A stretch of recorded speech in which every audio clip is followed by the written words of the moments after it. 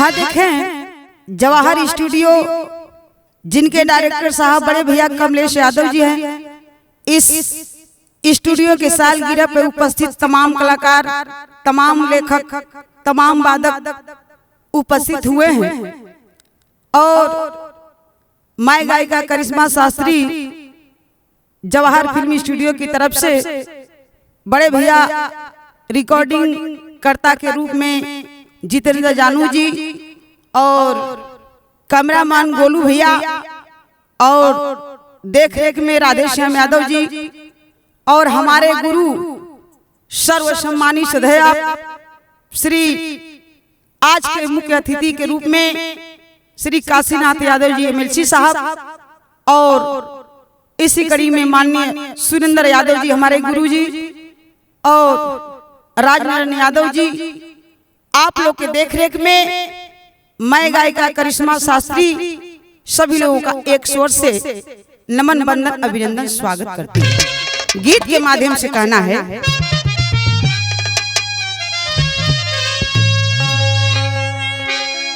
कोहरा के जैसन माई, कोहरा के जैसन माई बाबू का कोखिया, फूलवा फूलैले अने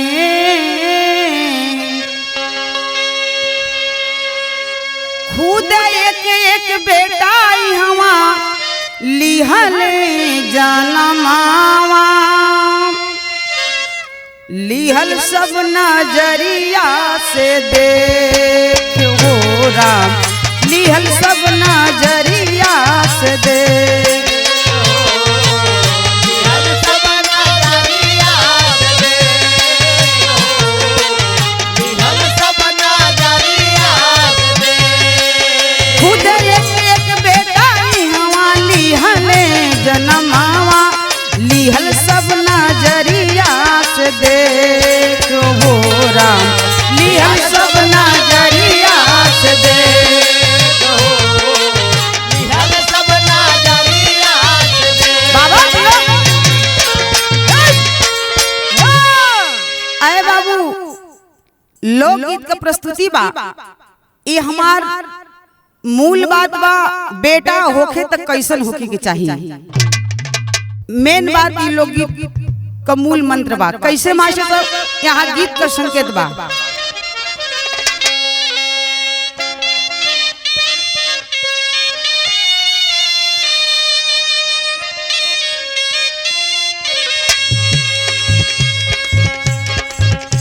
तनी सा झलक बा गीत का। कैसे कौनो मेहरारू कहत बा, सुबह उठ के झाड़ू लगावत बा, बगल वाली ओकर सहेली देख के कहत बा, का ए सखी, अरे कलिया बड़ा सजवा का खुशहाल रहलू, आई रतिया बीते तोरे चेहरा पर कैसन मायूसी हो गई हो। तो वो बतावत बा कि सखी पूछा मत, रतिया के बात पूछत हो, सुना का कहत बा, रतिया बालमुआ दी हुए गारी,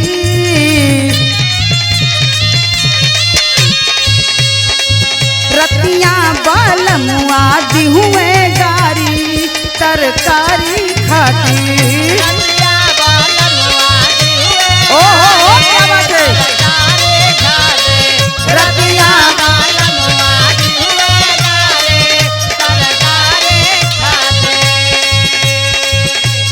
वो मेहरारू कहत बा ऐसे कि तोहके तरकारी खातिर मार दी हुआ, तो तू ना कुछ कहू, तो कहत बा कि ऐसे कि पूछा मत, हमरो तो एकदम मन ये करुए, का इतने ना कहूँ और का करुआ, गाड़ी ता गाड़ी दी हुए, दुई झापड़ मारी दी हुए,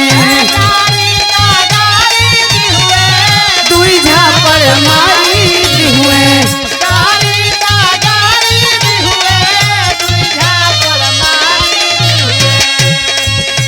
ऐसा कि हमरो मन कर दी हुए, जब वो तरकारी खातिर मार दी हूँ तो सोच ली हम हूँ, मन करुए मोचिया ले खारी, मन करुए मोचिया लहू खारी तरकारी खातिर मन करे मुझिया ले उखारे तरकारी मन करे मुझिया ले उखारी तरकारी खावे। ए भैया ई त गीत बा, लेकिन कहना है लोकगीत के माध्यम से ई विश्वास बा आप लोग के जरूर पसंद आई। जैसे हमरे हर गाना के आप लोग पसंद करेला वही तरह से एहू गाना के पसंद करब। ई करिश्मा शास्त्री के विश्वास बा, लेकिन कहना है बात कौना समय के बा, द्वापर युग के बात बा। कैसे मास्टर? रहल द्वापर युगवा का समैया,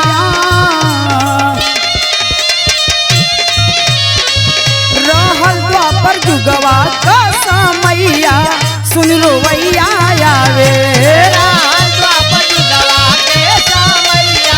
सुन रोवैया आवे।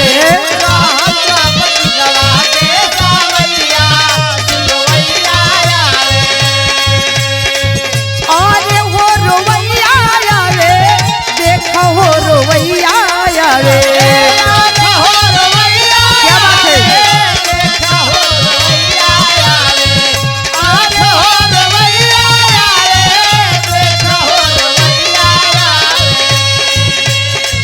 रहल द्वापर युगवा के समैया, सुन रोवैया आवे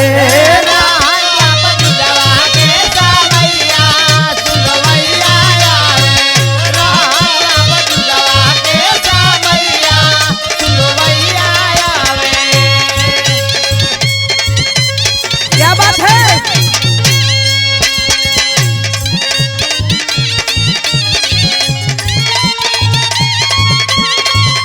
बहुत अच्छे।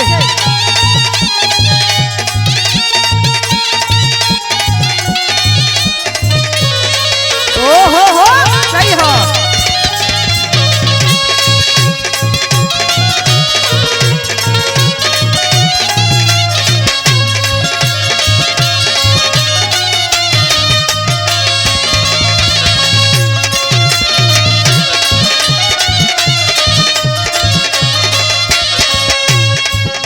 ए भैया द्वापर युग के समय रहल, लेकिन वो द्वापर युग में रहल के केकर बात मिलल कवि ने संकेत किया है। क्या? मोर ध्वज राजा रहले करत भजनिया बाबू,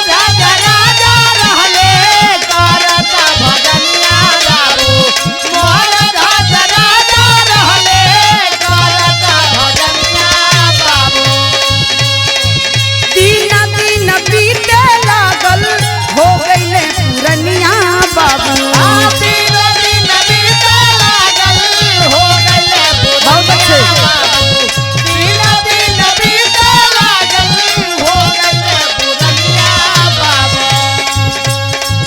अर्जुन साथ श्याम जदूरैया, अर्जुन साथ श्याम जदूरैया, सुन रोवैया आवे सुन रोवैया आवे।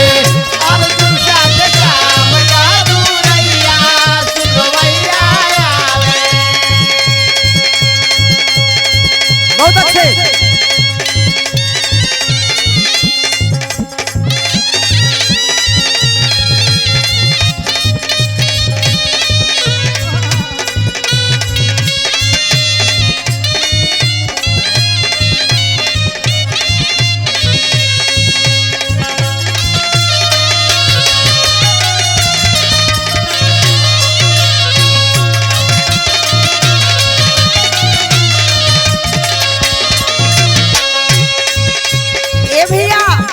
मोर ध्वज राजा का बड़ा चर्चा रहल। चर्चा कौना चीज के रहल? राजा तो रहबे कैलन कि एक नंबर का, साथे साथे पुजारी रहलन, पुजारी के साथे साथे ईमानदार रहलन। आए भैया इतने नहीं, दानी भी रहलन। सोच रहल कि जे भी हमरे दरवाजे पे आ जा उनका ये व्यवस्था रहल, प्रतिदिन का ही काम रहल कि जे भी दरवाजे पे उनके जा तो पहले ओकर जो मनोकामना बा ओके पूरी कर ले। जवन भी देन लेन करे के रहे दे लें, खुश करा तब अपने भोजन करे। मोर ध्वज राजा के व्यवस्था रहा, लेकिन जब ये चर्चा मचल मुरली वाले भगवान श्याम कहलन ई बात बा, लेकर के बाबू अपने शिकारी का भेष बना लिए और अर्जुन जी के बाघ का भेष बना दिलन। अर्जुन जी बाघ का रूप धैलन आए अपने भगवान श्याम शिकारी हो गए। बाघ के गले में अपन पट्टा डाल जहाँ रस्सी पकड़ लिए चल दिए, लेके पहुंच गए मोर ध्वज राजा के पास। दरवाजे पर सुबह की बेला में पहुंच गए, जा करके आवाज लगाते हैं, अरे राजा हमने सुना है बहुत बड़े आप दानी बनते हैं, बहुत बड़े भक्त हैं, आपकी यह सोच है कि हमारे दरवाजे से आज तक कोई निराश होकर नहीं गया है, तो ये आपकी व्यवस्था है तो हम यह सुन करके आए हैं, आप हमें भोजन में दे सकते हैं।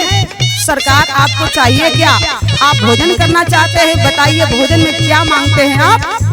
भगवान श्याम कहलन कि हमके भोजन में यह चाहिए कि जौन आपका वो बेटवा हमन जौने बेटवा का नाम बा ताम्रध्वज, ओ बेटवा के आप चीर के काट के जैसे भी होके हमार बाग में भूखा बा ए बात के खियावे के बा, इहे हमके चाहिए भोजन में, हमरे शेर के खाए खातिर। का कहलन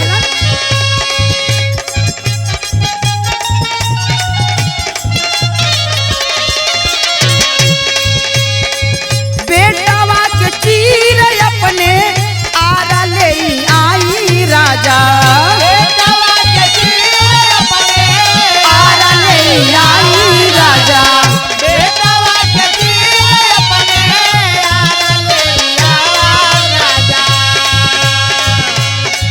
कर जिन देरी हम ना करबे तकाजा राजा, राजा ने तेरी राजा में बता राजा, राजा ने तेरी राजा करना बता राजा। डूबी ना धरमवा कन्हैया, डूबी ना धरमवा कन्हैया, सुन रोवैया आवे, सुन रोवैया आवे,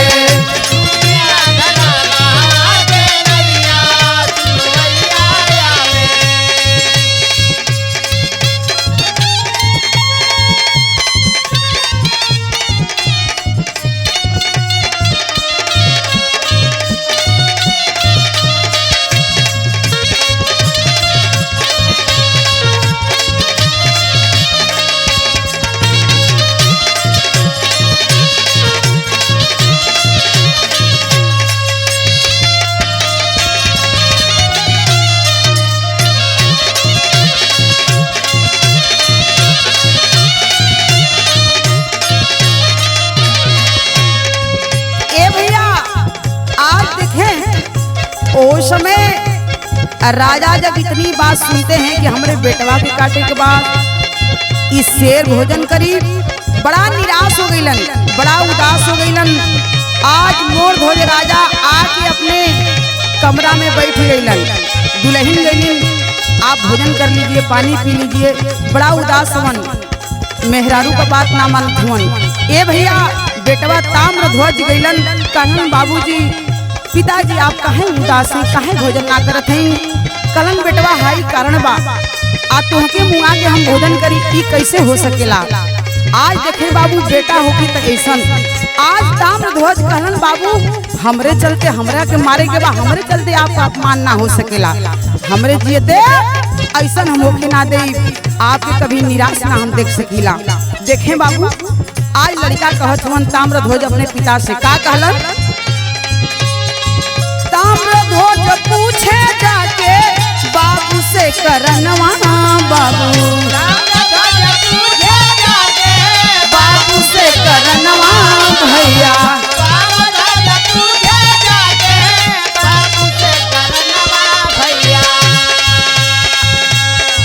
कैसे खाई बेटा तोहर कोई के मरनवा बाबू, कोई के मरनवा भैया,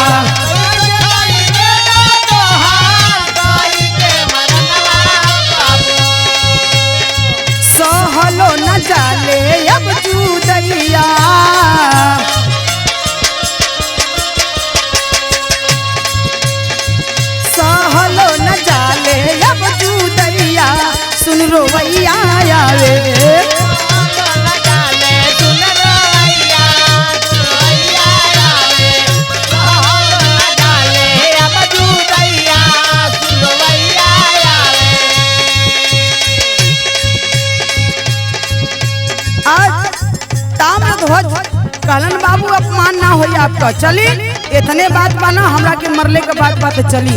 हम बाबू खातिर हमार जान प्राण शरीर चल जाई तो कौनो गम नहीं थे। आपके का दिहल जिंदगी बा आपके नाम पर कुर्बान हो जाई तो कौनो बात नहीं थे। भई का आरावा ले अइले धावत धूपत सुगनवा बाबू, धूपत सुगनवा बाबू,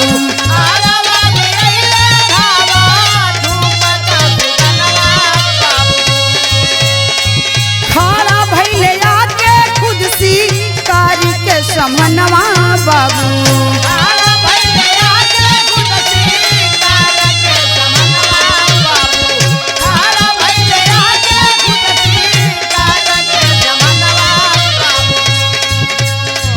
आसिया न गिरे तोहरा भुइया, आसिया न गिरे तोहरा भुइया, सुन रोवैया आवे,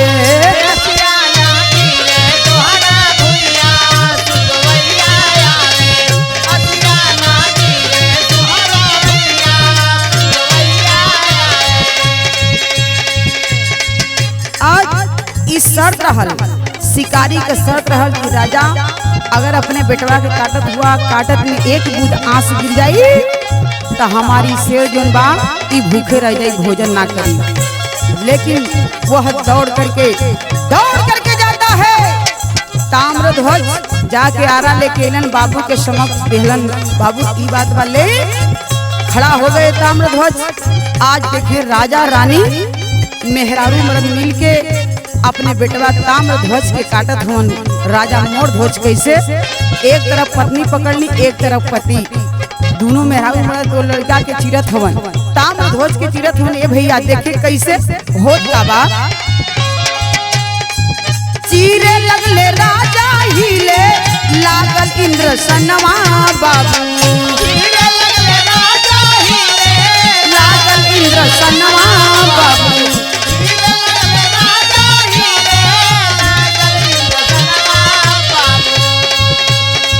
मोहना मुरारी दर्शन दिहल समनवा बाबू, दिहल समनवा बाबू,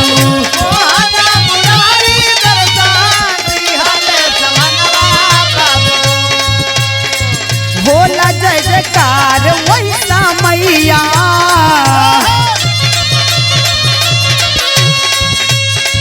भोला जय जयकार वैसा मैया, सुन रोवैया आवे, सुन रोवैया आवे।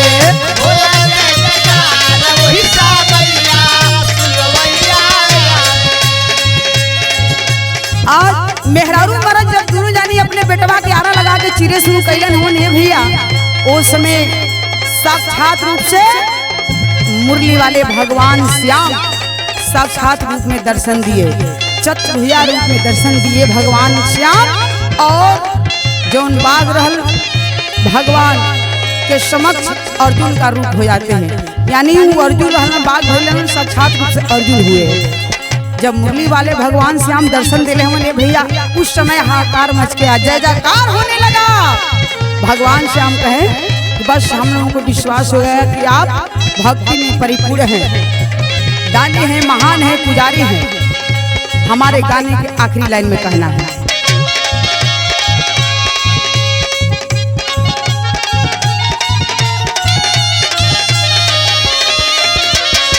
कुसुमा पराग बेटा ताम्रध्वज आला बाबू,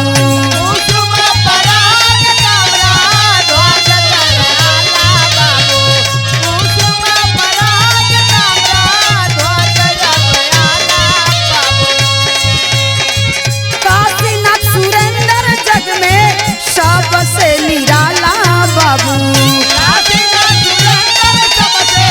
सबसे निराला बाबू,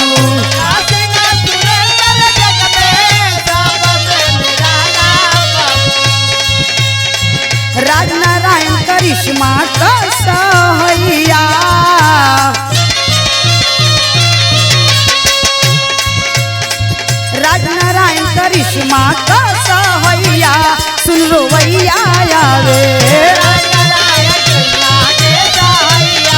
सुन रोवैया